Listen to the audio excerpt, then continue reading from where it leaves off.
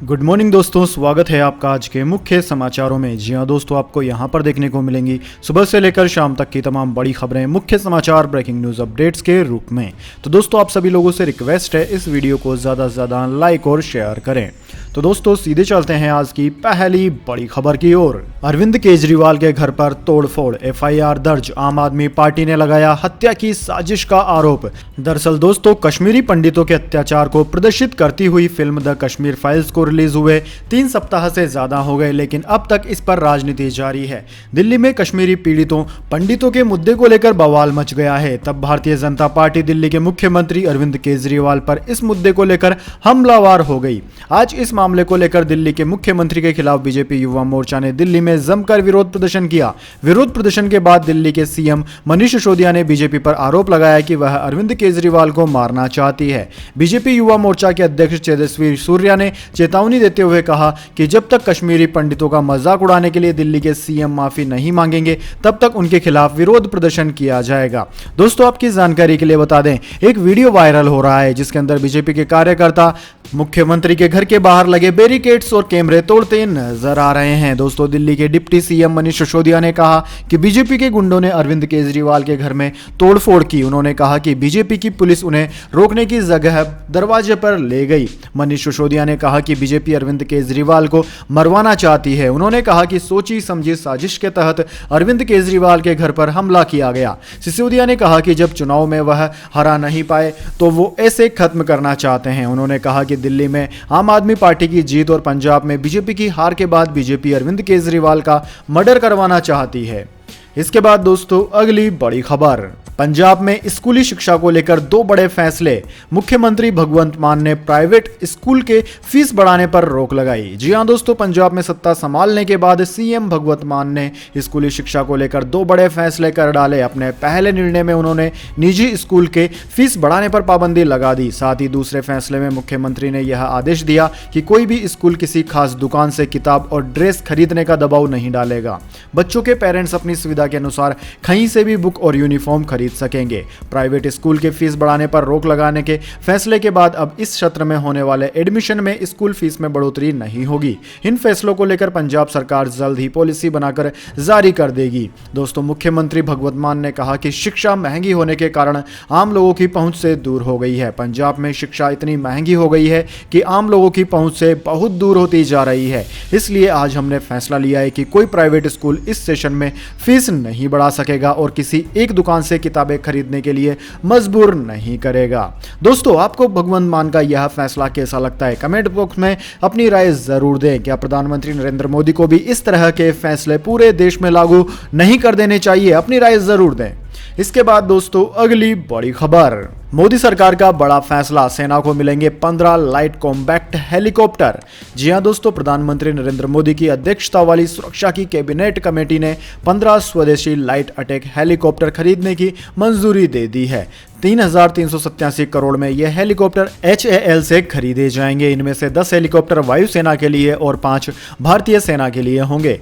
दोस्तों, पिछले साल 19 नवंबर 2021 को रानी लक्ष्मीबाई के जन्म दिवस के मौके पर प्रधानमंत्री नरेंद्र मोदी ने वायुसेना को लाइट कॉम्बैक्ट हेलीकॉप्टर का मॉडल सौंपा था। आजादी के अमृत महोत्सव के तहत रक्षा मंत्रालय ने 17 से 19 नवंबर तक झांसी में राष्ट्रीय रक्षा समर्पण पर्व मनाया था। उसी के तहत देश के सशस्त्र सेनाओं के कई प्रगतिशील कार्यक्रम झांसी में आयोजित किए गए थे। इसके बाद दोस्तों, अगली बड़ी खबर। यूएई में सोशल मीडिया पर शेयर किए ऐसे मीम तो होगी 2 साल की सजा, देना पड़ेगा लाखों का जुर्माना। जी हां दोस्तों, संयुक्त अरब अमीरात में हाल ही में सोशल मीडिया पर कुछ मीम और वीडियो वायरल हुए जिनमें कोविड नियमों का मजाक उड़ाया गया था। अब देश की सरकार ने ऐसे लोगों को नए कानून के तहत जेल में डालने का फैसला किया है। सरकार ने कहा है कि जो लोग सोशल मीडिया के जरिए कोविड नियमों का मजाक उड़ाएंगे या कोविड से जुड़ी गलत खबरें शेयर करेंगे, उन्हें कम से कम 2 साल की सजा हो सकती है। मिडिल ईस्ट आई की एक रिपोर्ट के मुताबिक संघीय अभियोजकों ने कहा कि कोविड महामारी से जुड़ी गलत जानकारी साझा करने पर सोशल मीडिया इस्तेमाल करने वालों को नए कानून के तहत दंडित किया जा सकता है। ऐसे लोगों को कम से कम 2 साल की सजा और $54,450 यानी करीब 41,35,000 का जुर्माना देना होगा। इसके बाद दोस्तों, अगली बड़ी खबर। 8 दिन में 7वीं बार बढ़े तेल के दाम। क्रूड ऑयल सस्ता होने के बाद भी पेट्रोल 5 रुपये 20 पैसे जबकि डीजल 4 रुपये 80 पैसे महंगा हुआ। जी हाँ दोस्तों, अंतर्राष्ट्रीय बाजार में क्रूड ऑयल के दाम कम होने के बावजूद केंद्र सरकार लगातार तेल के दामों में इजाफा कर रही है। दोस्तों, मंगलवार को भी पेट्रोल 88 पैसे तो डीजल 72 पैसे महंगा हो गया, जिसके बाद राजस्थान की राजधानी जयपुर में 1 लीटर पेट्रोल की कीमत बढ़कर 112 रुपये प्रति लीटर से बढ़कर 112 रुपये 32 पैसे प्रति लीटर हो गई, जबकि डीजल की कीमत 95 रुपये 61 पैसे प्रति लीटर पर पहुंच गई है। दोस्तों, पिछले 8 दिनों में पेट्रोल 7 बार बढ़ा है और कुल मिलाकर यह 5 रुपये 20 पैसे तक महंगा हो गया, जबकि डीजल पिछले 8 दिनों में 4 रुपये 80 पैसे महंगा हो चुका है। इसके बाद दोस्तों, अगली बड़ी खबर, प्रधानमंत्री श्रम योगी मानधन योजना में जमा करें महज 55 रुपए, हर महीने मिलेंगे 3000 का पेंशन। जी हाँ दोस्तों, आपने बिल्कुल सही सुना। असंगठित क्षेत्र में काम करने वाले मजदूरों को बुढ़ापे में सहायता देने के लिए और पेंशन का लाभ देने के लिए केंद्र सरकार प्रधानमंत्री श्रम योगी मानधन योजना चलाती है, जिसमें मजदूरों और श्रमिकों को 3000 रुपए महीने तक की पेंशन दी जाती है। इस योजना में उन मजदूरों को शामिल किया जाता है जिनकी आय 15,000 रुपए या इससे कम है। दोस्तों, प्रधानमंत्री श्रम योगी मानधन योजना का फायदा 18 से 40 साल के असंगठित क्षेत्र में काम करने वाले 42 करोड़ से अधिक श्रमिकों को मिलता है। इसमें ड्राइवर, रिक्शा चालक, मोची, दर्जी मजदूर, घरों में काम करने वाले, ईंट भट्टों पर काम करने वाले मजदूर आते हैं। दोस्तों, इस श्रम मानधन योजना के अंतर्गत अगर आप 55 रुपए से लेकर 200 रुपए तक का प्रीमियम दे सकते हैं। 55 रुपए के प्रीमियम पर आपको 3000 रुपए की पेंशन हर माह मिलती है। दोस्तों, इस योजना की अधिक जानकारी आप हमारी वेबसाइट ifcknowledge.com पर जाकर ले सकते हैं, जिसका लिंक आपको कमेंट बॉक्स में मिल जाएगा। इसके बाद दोस्तों, अगली बड़ी खबर, केंद्रीय कर्मचारियों के लिए खुशखबरी, कैबिनेट ने 3% महंगाई भत्ता बढ़ाया, 1 जनवरी 2022 से लागू होगा। 50 लाख कर्मचारी और 65 लाख पेंशनधारियों को मिलेगा फायदा। जी हां दोस्तों, केंद्रीय कर्मचारियों को आज सरकार की ओर से बड़ी खुशखबरी मिली। कैबिनेट की मीटिंग में 3% महंगाई भत्ते को बढ़ाने पर मंजूरी मिल गई। वहीं दोस्तों, जनवरी और फरवरी 2022 का एरियर भी मिलेगा। नया महंगाई भत्ता 1 जनवरी 2022 से लागू होगा। केंद्रीय कर्मचारियों को फिलहाल 31% डीए मिलता है, इसे 3% बढ़ाकर 34% किया गया। इस फैसले से 50 लाख से अधिक सरकारी कर्मचारियों और 65 लाख पेंशन भोगियों को फायदा होगा। इसके बाद दोस्तों, अगली बड़ी खबर, बाजवा से मिलने के बाद पलटे इमरान खान, आज नहीं करेंगे पाकिस्तान की आवाम को संबोधित। जी हां दोस्तों, पिछले कई दिनों से इमरान खान सरकार का संकट पूरी दुनिया के लिए चर्चा का विषय बना हुआ है। उनकी सरकार के खतरे में आने के बाद ही अंतर्राष्ट्रीय मीडिया की नजरें पाकिस्तान की ओर है।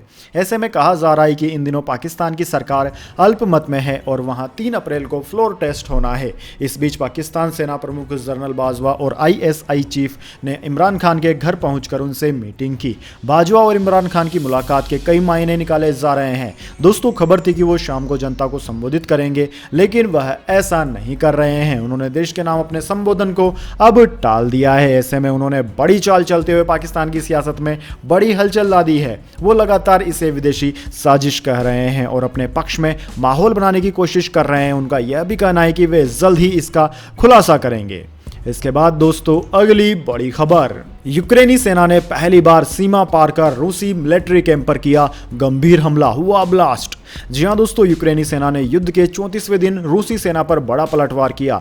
यूक्रेन की सेना ने पहली बार रूसी इलाके में घुसकर एक रूसी सैन्य शिविर में बड़ा विस्फोट कर दिया, जिसमें 4 लोग घायल हो गए। डेली स्टार की खबर के अनुसार रूस के इलाके में बड़े पैमाने पर विस्फोट हुआ, जिसमें 4 लोग घायल हो गए। ऐसा प्रतीत होता है कि यूक्रेनी सेना द्वारा सीमा पर पहला गंभीर हमला है। मंगलवार देर रात सीमा पार एक रूसी सैन्य शिविर में एक बड़े विस्फोट से के पीछे यूक्रेनी सेना को माना जा रहा है। हालांकि दोस्तों, इस हमले की पुष्टि अभी तक यूक्रेनी सेना ने नहीं की है।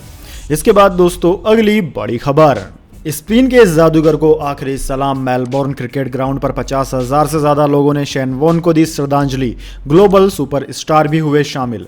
जी हां दोस्तों, आपने बिल्कुल सही सुना। आज शेन वॉर्न के फेयरवेल पर मेलबोर्न क्रिकेट ग्राउंड में 50,000 से अधिक लोग इकट्ठा हुए। वह वही मैदान है जहां वॉर्न ने अपना 700वां विकेट हासिल किया था। इसी मैदान में उन्होंने इंग्लैंड के खिलाफ हैट्रिक भी बनाई थी। इस कार्यक्रम में रॉबी विलियमसन, एंडी श्रीन और एल्ट जोन जैसे ग्लोबल सुपरस्टार भी शामिल हुए। से। दोस्तों वॉन के बेटे जैक्सन ने कहा कि ऑस्ट्रेलियाई खिलाड़ी को विदाई देने के लिए मेलबोर्न क्रिकेट ग्राउंड सबसे सही जगह है। उन्होंने कहा कि यह हमारे परिवार के लिए बहुत खास है, हम भाग्यशाली हैं कि हम यहां आए और उन्हें खेलते हुए देखा।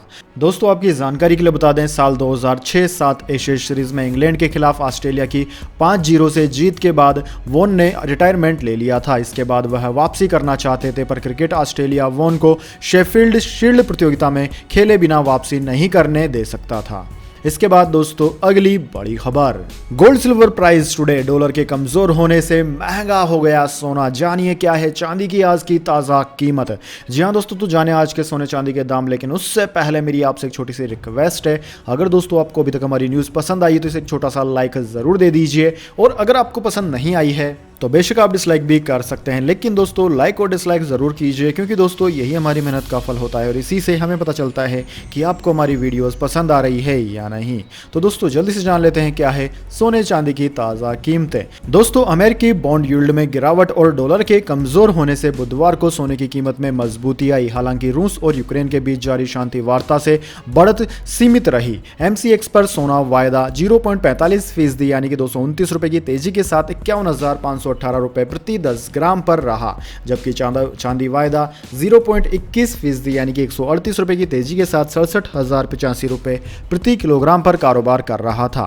Indian Boolean and jewellers association की बात की जाए तो इसके अनुसार हाजिर बाजार में सोना 51,347 रुपये प्रति 10 ग्राम, जबकि चांदी 66,933 रुपये प्रति 10 ग्राम पर बिकी। अंतर्राष्ट्रीय बाजार की बात करें तो अंतर्राष्ट्रीय बाजार में सोना बढ़त के साथ $1923.95 प्रति औंस, जबकि चांदी $24.78 प्रति औंस पर रही।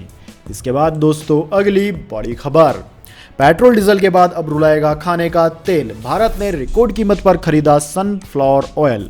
जी हां दोस्तों, पेट्रोल और डीजल की कीमतों में आग लगी हुई है। पिछले 9 दिनों में 8 बार वाहन ईंधन की कीमत में इजाफा हो चुका है। अब जनता को एक और झटका लग सकता है, क्योंकि जल्द ही खाने के तेल के दाम भी बढ़ सकते हैं। दोस्तों राइटर्स को उद्योग के 5 अधिकारियों ने बताया कि भारत ने अप्रैल में शिपमेंट के लिए रिकॉर्ड उच्च कीमत पर 45,000 टन रूसी सूरजमुखी तेल की डील की है। भारत सबसे ज्यादा सनफ्लावर ऑयल आयात करता है यूक्रेन से, लेकिन रूसी हमले की वजह से आयात प्रभावित हुआ, इसलिए खाद्य तेल की कीमतों में भी वृद्धि हुई। दोस्तों जेमिनी एबिल्ट and fats India private limited के प्रबंधक निर्देशक प्रदीप चौधरी ने कहा कि यूक्रेन में वेसल लोडिंग करना संभव नहीं है। खरीदार रूस से आपूर्ति सुरक्षित करने की कोशिश कर रहे हैं। जेमिनी एबिल्ट एंड फेड्स इंडिया ने अप्रैल शिपमेंट के लिए 12,000 टन रूसी सनफ्लावर ऑयल के आयात के लिए डील की है, जो कि रिकॉर्ड कीमत पर खरीदी गई है। दोस्तों इंश्योरेंस और माल ढुलाई सहित $2,150 प्रति टन की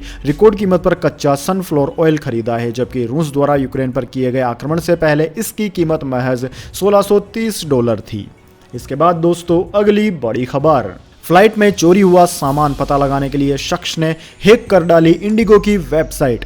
जी हां दोस्तों, फ्लाइट से सफर करने के दौरान एयरपोर्ट पर लगेज को लेकर बड़ी परेशानी होती है। इस दौरान कभी कभी स्थिति और भी खराब हो जाती है जब आपका सामान चोरी हो जाता है। ऐसा ही कुछ वाकया एक सॉफ्टवेयर इंजीनियर के साथ हुआ। नंदन कुमार ने पटना से बेंगलुरु के लिए इंडिगो की फ्लाइट के साथ उड़ान भरी थी। यात्रा के दौरान नंदन कुमार का लगेज गलती से उनके सहयात्री ने उठा लिया और सामान गुम जाने के कारण यह सॉफ्टवेयर इंजीनियर परेशान हो गया। इस घटना के बाद इस शख्स ने सामान की खोज के लिए ऐसा कदम उठाया कि इसकी चर्चा होने लगी। सॉफ्टवेयर इंजीनियर नंदन कुमार ने अपना लगेज वापस पाने से जुड़ी स्टोरी शेयर की और इंडिगो एयरलाइंस की वेबसाइट की सुरक्षा में खामियों की ओर इशारा भी किया। नंदन कुमार ने ट्वीट करते हुए लिखा कि मैंने कल इंडिगो 6E185 फ्लाइट से पटना से बेंगलुरु का सफर किया। इस दौरान मेरा बैग दूसरे यात्री के साथ बदल दिया गया। ईमानदारी से कहूं तो यह हम दोनों की गलती है, क्योंकि हमारे बैग बिल्कुल समान थे।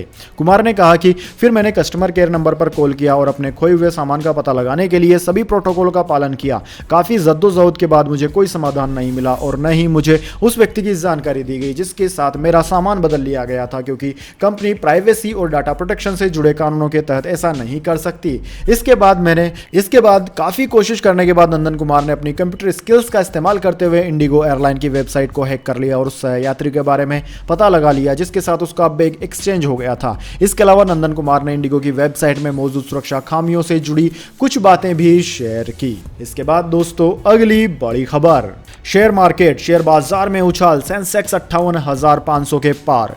जी हां दोस्तों, वैश्विक बाजारों में सकारात्मक रुख से आज घरेलू शेयर बाजार में जोरदार उछाल आया। सप्ताह के तीसरे कारोबारी दिन यानी कि बुधवार को सेंसेक्स 58,500 के ऊपरी स्तर पर गया।